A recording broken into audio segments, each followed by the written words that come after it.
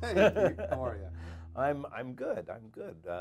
We were just talking about we go back a long time.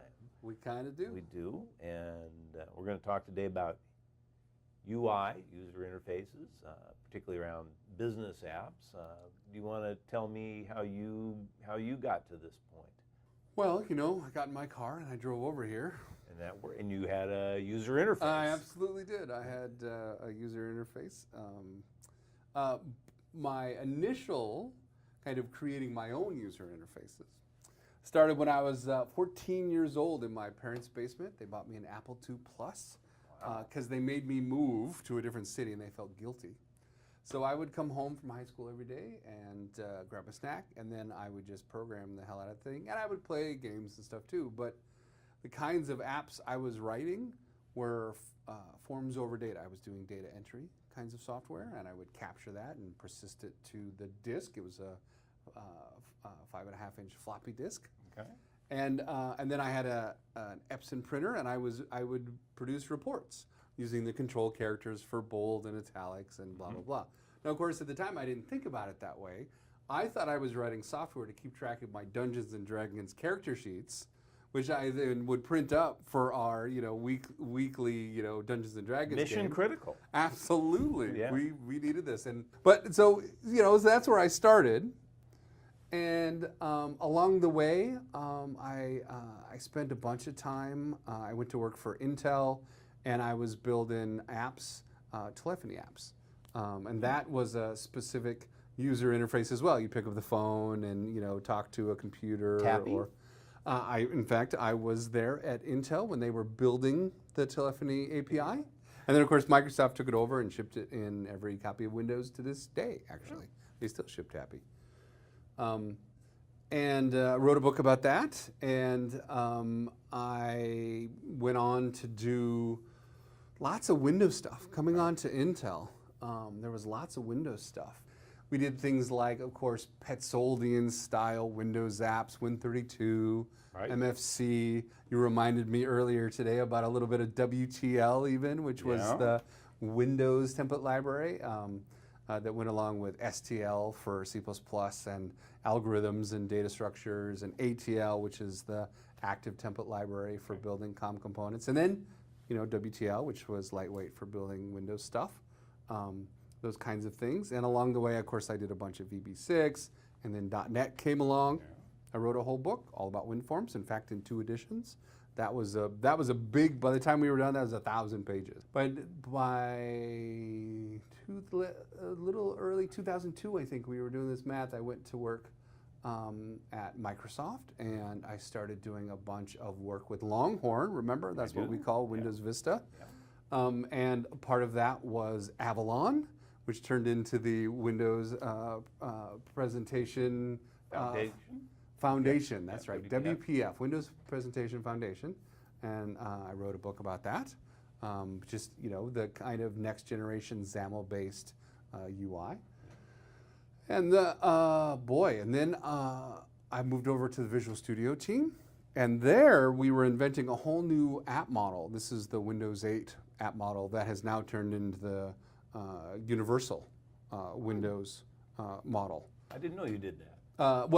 So the app model I was putting together, we had the platform and they provided a certain app model. Right. And then I was building how that surfaces to JavaScript developers. So you're building a Windows 8 app in JavaScript.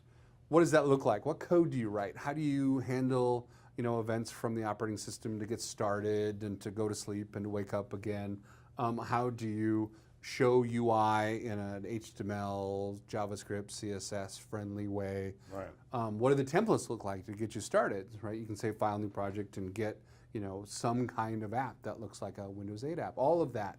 That's the work I did there, and I was a team of folks doing that work. Well, and I wanted to talk to you a little bit today about how to build a kind of a window or I was going to say a web JavaScript CSS version of these traditional apps that we're used to using. Certainly. And then you also went to work for Telerik for a little bit. I was an executive there for a couple of years, and it was my job to lead the team of engineers that were responsible for 9 separate Windows projects. And so that ranged from WPF controls to ASP.NET controls, WinForms controls. There was a lot of UI toolkit work going on at Telerik, and of course they're world famous for the stuff they do there. Right. Well, so you also understand the value that these toolkits and abstractions and libraries can bring to somebody who's trying to actually do something with any particular programming model, right? They'd love to have that leverage and the the tools and stuff that come with that. Well, and of course, I mean, the history of software engineering has been the history of building libraries so that you can be more productive, right? So you can reuse some existing component, whether it's non-UI based, like a networking layer, or a data persistence layer, a database layer, or whether it's UI based, right? It's a framework for building UI applications, whether it's on your desktop, something that's operating system specific, whether it's on the web in a way that can be shared across any device, whether it's on your phone, right? There's always the need for interacting with the user in that style. And I've definitely watched the evolution of that from my forms, in my DOS-like applications on my Apple II Plus up to where we are with modern mobile and web apps today. Right. So Chris, you like to build things. Absolutely. I like to do that too, and I like to think that I'm building something that has value to somebody. There's a very common phrase now of talking about business value, and of course we're talking more about business applications than I guess academic things that we publish in an academic journal. And are these different types of problems? Do you see that the same way I do? Yeah, that's interesting you say that. I mean, certainly academia has its place, but whether it's business value or academia, I find that whenever you're building something, the thing that you end up with is if it's academic and you can trust the knowledge, or if it's for use in a business setting and you can actually get value out of it, it's got to be something that matters to somebody, right? The thing that I most care about isn't just toying around, building Hello World 27 different times in different languages or frameworks or whatever, but it's actually sitting down to build something I actually care about, apps that I use to make my life better. So, are they different between academia and the business? Well, of course, the academics care about, they care about reputation, and they care about tenure and making a dent in the universe. The business guys care about similar things. They care about the dent in the universe, but they don't use reputation as a measure. Of course, they use money, right? Are they solving problems for real people that are willing to give them money in exchange for that value? I think one of the other things is that somebody who's looking at the end is willing to incorporate other, in our world, other tools and controls and frameworks and libraries versus a purist that would want to roll their own everywhere. Yeah, so it's that particular build versus buy. Right. That's actually a complicated kind of business decision to have to make. It is. On the one hand, if you can build it, you've got complete control, right? And you get to build it up and own every part of it. The problem with that, though, is it often becomes so expensive, and you only want to put that expense into something that you can differentiate, that you can actually get real business value out of. Right. So, for example, if you're starting from scratch to build up, say, I don't know, UI components, you probably shouldn't. The world is filled with UI components that you can pull off the shelf and configure and use. Many of which you helped write. Well, I mean, certainly when I worked at Telerik, right, we definitely had our packages, but Infogistics had a bunch, and there's lots of companies that do this kind of thing. And now a lot of open source tools and projects as well. Where do you work right now? I work at Google. Okay. And they have a variety of technologies that are common across a lot of web based business applications? They do. Probably the most popular ones right now are things like Angular, which I'm a fan of, and our web components. Standard that they're kind of pushing on pretty hard, and their reusable set of components built on web components called Polymer, which is a bunch of UI things that are kind of pushing on web components. These are all Google-based technologies. I don't have any association with them at Google. Google's a big place, so I don't get to work on those things directly. But I'm a fan. When I write my UIs, those are the kinds of technologies I use. Let's talk for a minute now about how some of the UIs that you and I might have written in the past using the technologies that we talked about. Sure. Windows Forms, maybe there's a little WPF in there and so on. How those, the forms, the business apps that we built might work in a web world now using some of those same technologies. Wow, that's a big old broad question. Would you like to narrow that a little for me? What if, hypothetically speaking, sure. you were a business owner with a massive portfolio of hundreds to possibly thousands of these classic business applications that are in use in your organization, and you have a need to you have requests to make those available outside the traditional firewall, outside the traditional applications that they've been given on the VPN in, so make them available on mobile devices. Sure. And you wanted to do what I might call a webification of them. Sure. How might you go about attacking that? Would there be some low-lying fruit that you think would make pretty good candidates for moving to a web world?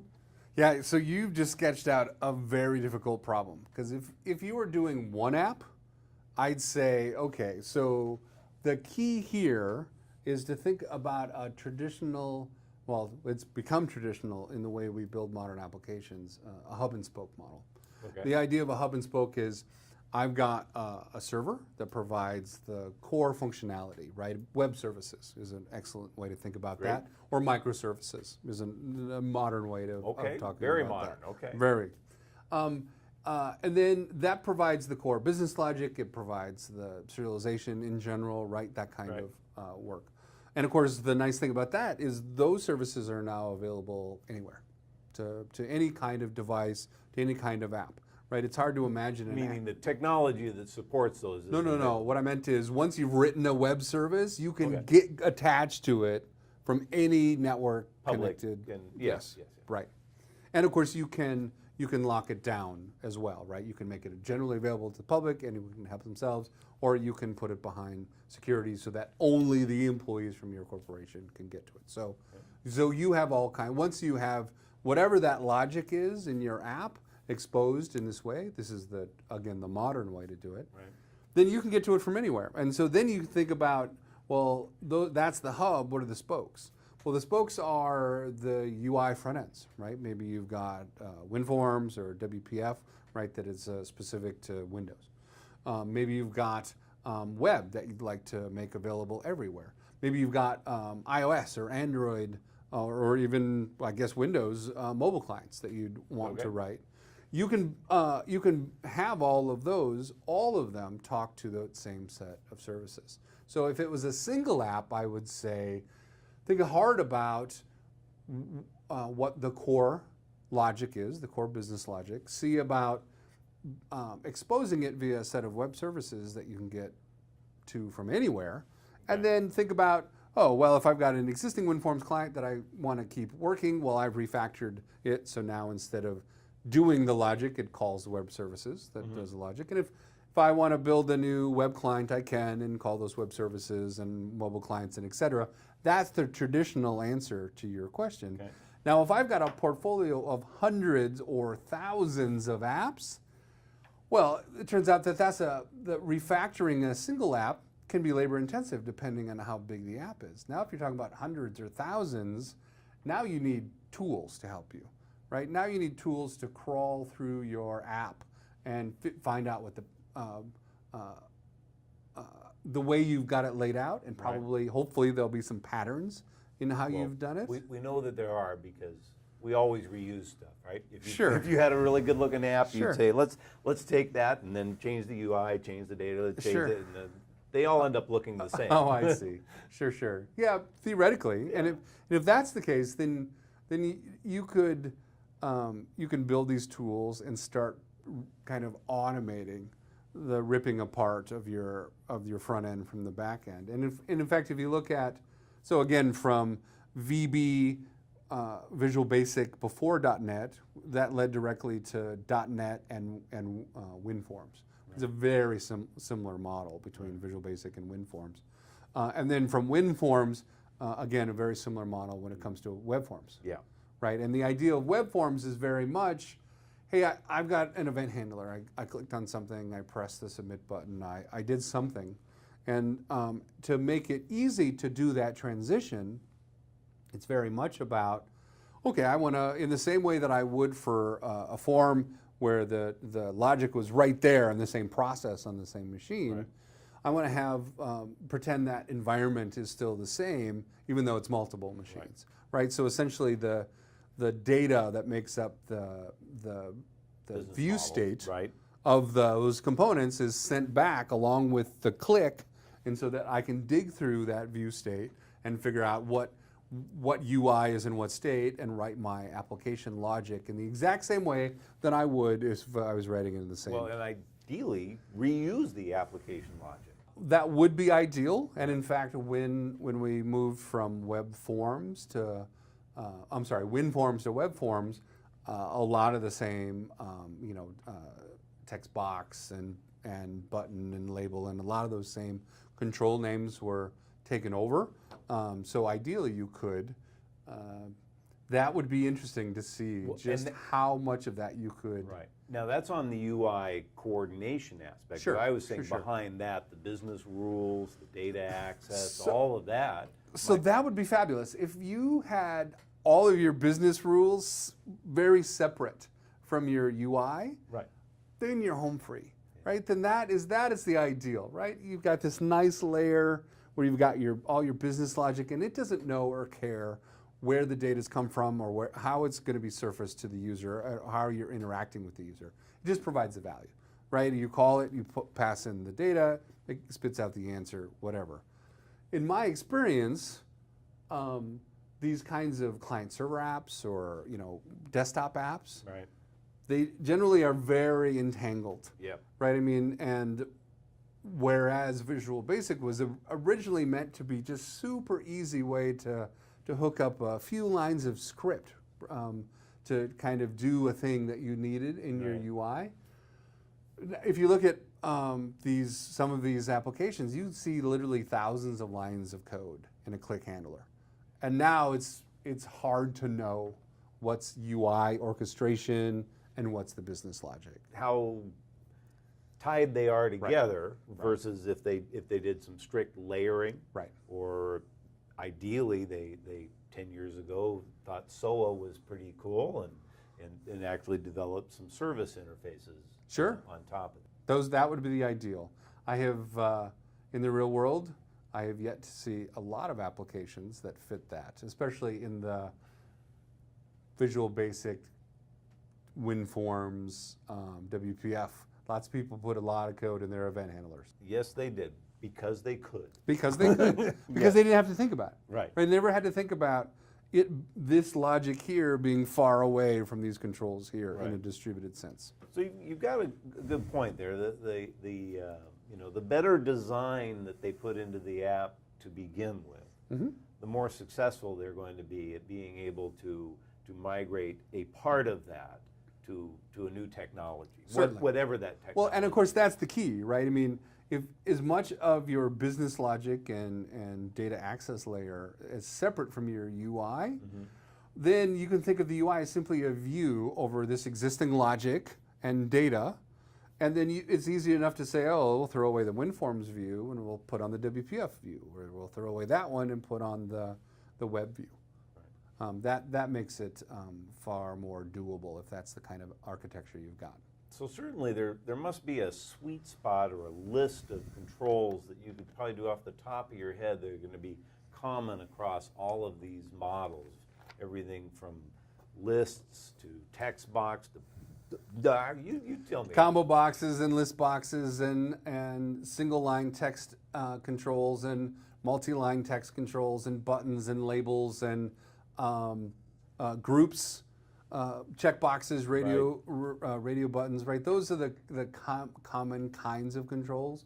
And even today, a grid is fairly common across all these technologies. So they're definitely, showing images.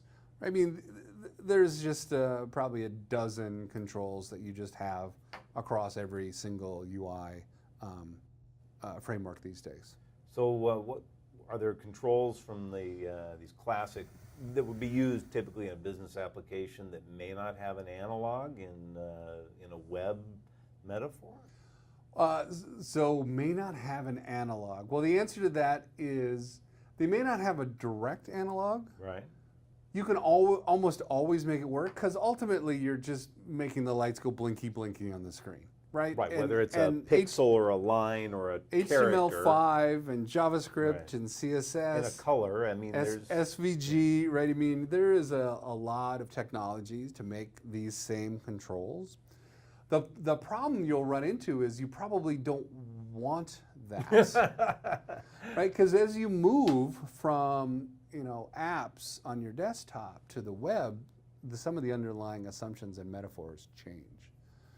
For example, in the old days, remember MFC. MFC was very document focused. I wanted to do modeless, I wanted to have a menu across the top, and when I got fancy, it had a toolbar and a status bar, and then I'd say, I wanted a new document, and whatever my data was, it was all in a document because I was saving it to the disk and loading it from the disk, and that all made lots of sense. But if you think about modern web interfaces, now we're talking about data of all kinds. And it might be a document, but it probably isn't. It's probably some visualization of some database somewhere, big or small. That's probably kept for you somewhere, and then you have a section of it that you're allowed to manipulate, and other people have sections that they're allowed to manipulate. And that for example, the document metaphor doesn't make any sense. I remember the doc view. That just came flooding back to me from that. Yep. But it isn't that much different because it's something with a bunch of markup around it, right? Metadata about it. Well, so RTF was another form. Certainly, and if you're using an online word processor, Google Docs is one. Office 365, Microsoft provides online versions of all their Office apps. Google has, of course, the docs and sheets and slides, and you can certainly do that, but that's not the bulk of the app. Certainly, I myself spend a bunch of time in it all day, every day, and most people do that kind of productivity work. But email, I think, is a closer analog there, where it's a list of things to deal with, and you can manipulate individual items. And you can think of an email as a document if you want to, but it's kind of a stretch because it's just one piece of that data you're manipulating. Right. But there's markup around it. Markup in what sense? Do you mean like there's a way to visualize it? Yes. Certainly. And at that level, you're totally right. There's data and a way to look at the data. So at that level, all apps are the same.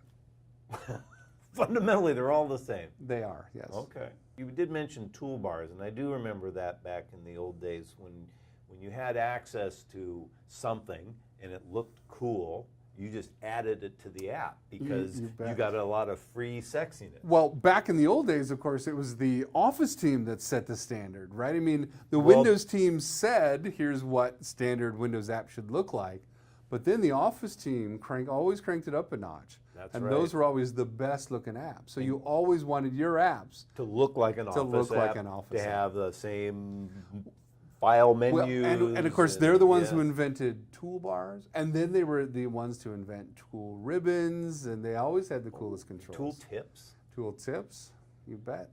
Yeah, I mean, the Office guys set the UI standard in the old days for Windows apps. I'd forgotten about that. That's true. Yeah. So what about dialogues? I remember doing a lot of work creating either creating my own dialogues or working hard to access dialogues that were embedded in libraries and other places. Sure. So the modal versus modeless can work. I mean, the idea of modal is, hey, you've asked me to do a thing.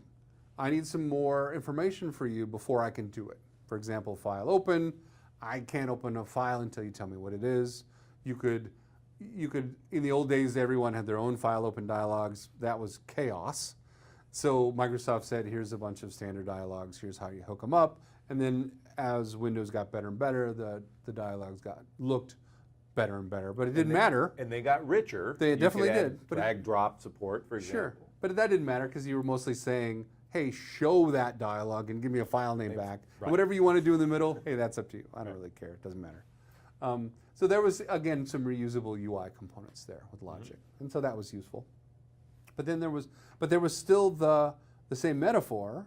And there's lots of times when your users ask you for something and you didn't know how to do it without a little bit more data, so you put up a dialog box, and then you essentially block them from doing anything else until they give you that data. That's a modal dialog. You've entered a mode. I'm doing a thing. That still makes sense in the web metaphor, but the interesting thing about it is they can still hit the back button. Right? I mean, they can go, nah, I don't want to be in your mode. I don't want to do that right now. Back. Or, oh, I don't want to run this app anymore. Close. Right? And maybe if you're defensive about it, you can try to catch that event and go, wait, I'm in the middle of something, and but it doesn't matter. I mean, ultimately they can just go, no, I don't care what you think I should be doing. Well, now bookmarks are another interesting thing. They didn't have a chance in the past to deep linking. Yeah. Yes. So the idea is, in an app, the closest we got to deep linking was when we were focused on documents. I have a document on my hard drive. I don't go start Word and the new file open. I find the document and double click and the right thing happens, right? It brings up the app on that document. That's the app equivalent we had for deep linking. But now on the web, essentially everything you do, every place you can be, has a link in the browser, and you can share it with somebody else and say, hey, come take a look at this thing. You can keep it for yourself as a bookmark. That idea of deep linking is useful enough that we're even building it into mobile apps these days. For example, the last mobile app I wrote, I wanted to be able to, I picked a place in my app where I wanted users to be able to go, and I wanted to be able to touch a button and boom, open up the Maps app, right? So there was this link that if it was unhandled by the operating system, would just go to the browser with all of the data and show location, or even if I was being fancy, a route, right, from this place to this place, right? Okay.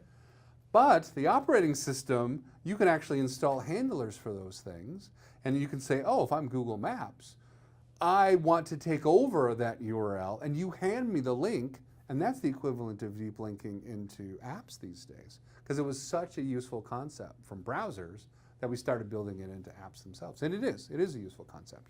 Well, Chris, I'd like to talk about a couple more topics. Happy to. Printing.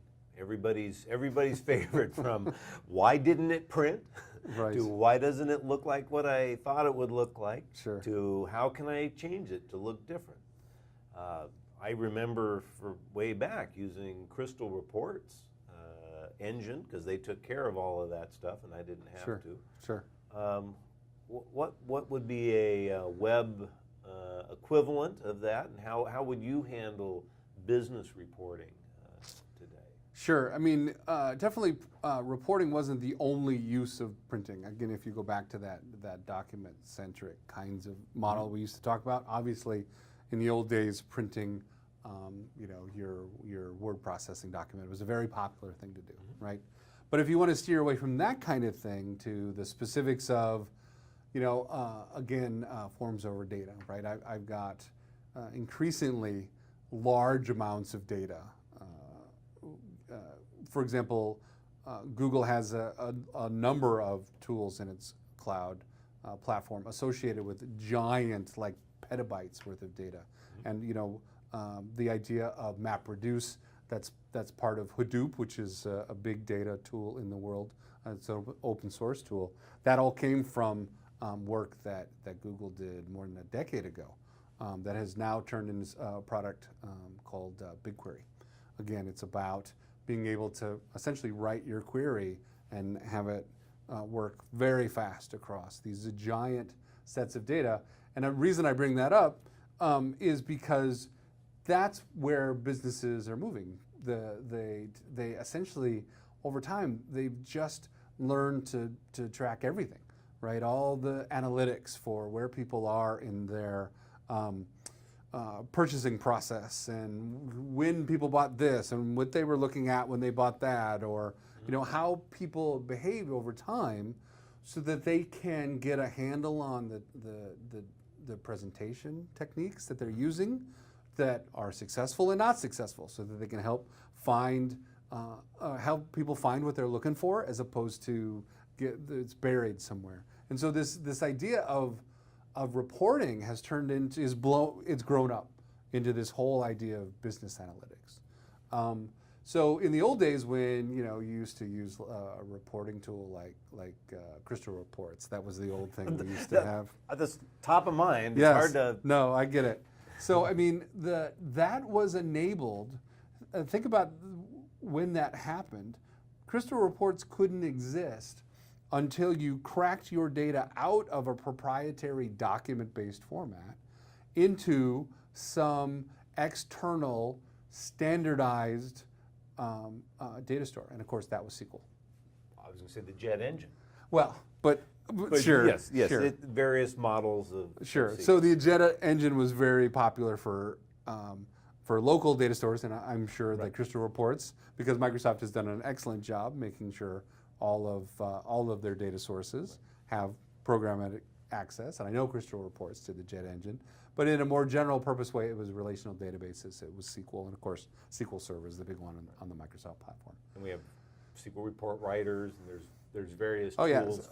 Totally. I mean, you've got products like Tableau that can pull in data from hundreds of data sources. Google just released Google Data Studio 360, which is the same kind of next generation reporting tool. But the idea is still the same, which is I want to be able to pull in these various data sources that are now standardized so that any tool can pull them in, as opposed to proprietary and only your app can do it. And what made that special was then they could be specialized in the sense of, oh, hey, I want multiple pages, and I want to pull in this data, and I want to show this in a grid, and this in a chart, and let you design it in a more abstract way. It's still reusable UI components, but it's a different metaphor because we know more about the kinds of things we're producing. We're producing reports that people can look at and make business decisions about. So when you talked about printing, of course, that was a big part of what Crystal Reports allow you to do. Print out the report, hand it into your boss, here's how we're doing this one, right? Today, we don't do that. Right? Today, somebody is going to send you a link and say, look at the data in this online spreadsheet. Maybe it's got some graphs and charts in it. Or we also have, of course, with products like Tableau or Google Data Studio 360, products like that, these are, in fact, modern day visualization, data reading and visualization pieces of software. And that's what reporting was. That's even when I was, printing my character sheets, my Dungeons and Dragons character sheets, that was just a report. Here's a bunch of data. Yep. Here's how I want it visualized, and here's the things that make bold because those are the important things. And I want to make sure it all fit in the same page, and here's how I managed all that. That's still the kind of thing we do today. We just have much more sophisticated ways of doing that. But the key thing that made it possible for products like Crystal Reports to survive is exactly the same we have today. We have data in in relational stores, Yep. right? MySQL or SQL Server or Postgres, or those are all fundamental sources of data that these modern day tools can bring in and allow you to think about abstractly and say, oh, I want a chart here, I want a column here, I want a summary number there. That's what, it's the same kind of thing. It's just we kill far fewer trees now, which I consider to be a good thing. Many of the controls that we used to use offered data binding properties. Certainly, yes. And you could have, you could have that set up via code, or even within the tool, we could link up some of those things. Sure.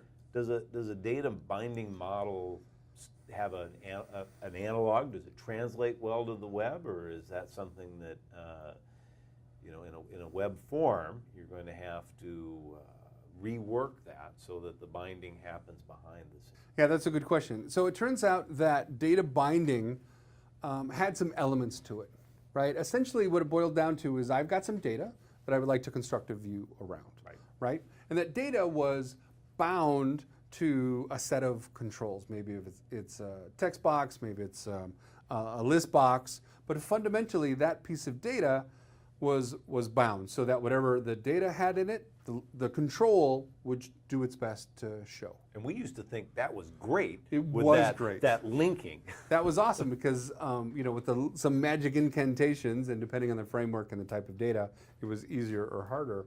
But it was essentially, here's my data, you just show it. You don't have to show data, do the thing. Right. Don't make me manually watch for the data to change and put it back in, or watch for you to type characters and push that back into the just validate it. Right, just do it. What are we having this conversation for, right? So that was the kind of fundamentals, and then the thing that was necessary to make that work is as the data changed underneath, for whatever reason, algorithmically, we pulled updates from some data store, whatever, then the control the data itself would say, oops, I'm different in some way.